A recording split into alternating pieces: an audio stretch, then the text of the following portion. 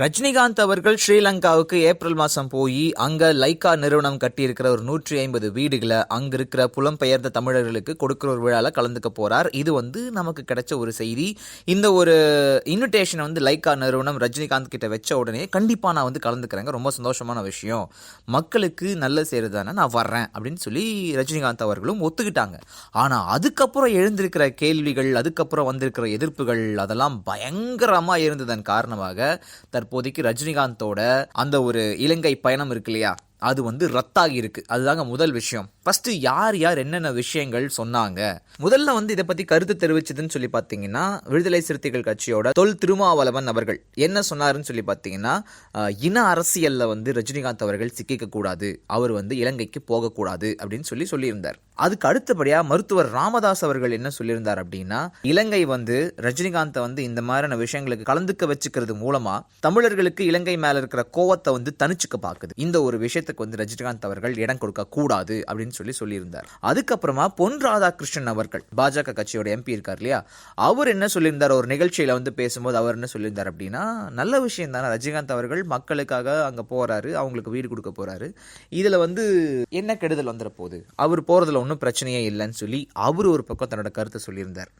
ராஜா அவர்கள் என்ன சொல்லியிருந்தார் அப்படின்னா, இந்த ஒரு எதிர்ப்புக்கெல்லாம் ரஜினிகாந்த் அவர்கள் மசியக்கூடாது, ஏன்னா இப்போதைக்கு எதிர்ப்பு சொல்கிற எல்லாருமே ராஜபக்சேவை நேரில் போய் சந்தித்து அவங்கக்கிட்ட பரிசு வாங்கிட்டு வந்தவங்க, அதனால் நீங்கள் இந்த எதிர்ப்புகளுக்காக மசியக்கூடாது அப்படின்னு சொல்லி அவர் ஒரு பக்கம் ட்விட்டரில் பதில் சொல்லியிருக்காரு. இந்த ஒரு விஷயம் சம்பந்தமாக இலங்கையில் எதிர்க்கட்சி தலைவர் திரு சம்பந்தன் அவர்கள் அவர் என்ன சொல்லியிருக்காருன்னு பார்த்தீங்கன்னா, அவர் தமிழ் தேசிய கூட்டணிக்கும் தலைவராக இருக்காரு. அவர் என்ன சொல்லியிருக்காருன்னா, ரஜினிகாந்த் அப்படின்ற ஒருத்தர் மக்கள் மனசில் ரொம்ப பெரிய இடத்துல இருக்கிறவர், மக்களோட அன்பை பெற்றவர், இந்த ஒரு விஷயத்துக்கு அடிக்கல் நாட்டு விழாவுக்கு நானும் போயிருந்தேன், இப்போ இந்த வீடுகளை கொடுக்குற ஒரு விஷயத்துல ரஜினிகாந்த் அவர்கள் கலந்துக்கிறார் அப்படின்னா அது ஒரு நல்ல விஷயம் தானே, ரஜினிகாந்தை இலங்கைக்கு நாங்கள் வரவேற்கிறேன் அப்படின்னு சொல்லி அவர் ஒரு பக்கம் பேசியிருக்காரு. அடுத்ததா பாஜக மாநில தலைவர் தமிழிசை சவுந்தரராஜன் அவங்க என்ன சொல்லியிருக்காங்க அப்படின்னா, ரஜினி அவருடைய பயணத்தை மற்றவங்க சொல்றாங்கன்னு மாத்திக்க கூடாது அப்படின்னு சொல்லி ஒவ்வொருத்தங்க ஒவ்வொரு கருத்து வந்துகிட்டே இருக்கு.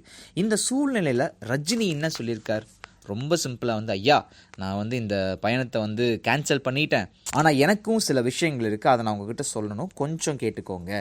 காலமாக வாழ்ந்து தங்களோட பூமிக்காக, தங்களோட கௌரவத்துக்காக லட்சக்கணக்கில் ரத்தம் சிந்தி மடிஞ்ச, தங்களை தாங்களே சுயசமாதியாக்கி கொண்ட, பூமிக்குள்ளே புதஞ்சு கிடக்கிற அந்த வீர மண்ணை வணங்கி, அந்த மாவீரர்கள் வாழ்ந்த நடமாடிய இடங்களை பார்த்து அவங்க சுவாசித்த காற்றை சுவாசிக்கணுன்ற ஆசை எனக்குள்ள ரொம்ப நாளாக இருக்குது.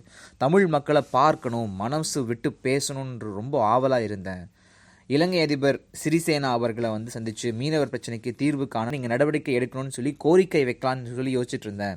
இந்த ஒரு தருணத்தில் மதிமுக, விடுதலை சிறுத்தைகள், இந்த மாதிரியான அரசியல் கட்சியினர் பல அரசியல் காரணங்களை முன் வச்சு இந்த நிகழ்ச்சியில் நான் கலந்துக்க கூடாதுன்னு சொல்லி அன்போட கேட்டுக்கிட்டு இருக்காங்க. அவங்க சொன்ன காரணங்களை முழு மனசாக நான் ஏற்றுக்கல, இருந்தாலும் அவங்க வேண்டுகோளுக்காக இந்த ஒரு நிகழ்ச்சியில் நான் கலந்துக்கிறது தவிர்க்கிறேன். அதே சமயம் ஒரு விஷயத்தை நான் சொல்லிக்க விரும்புகிறேன், நான் அரசியல்வாதி இல்லை, ஒரு கலைஞன்.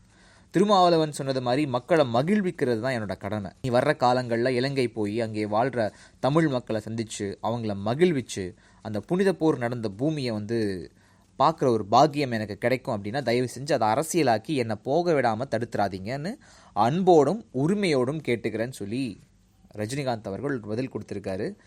மொத்தத்தில் அந்த இலங்கை பயணம் தற்போதைக்கு ரத்தாகி இருக்குங்க.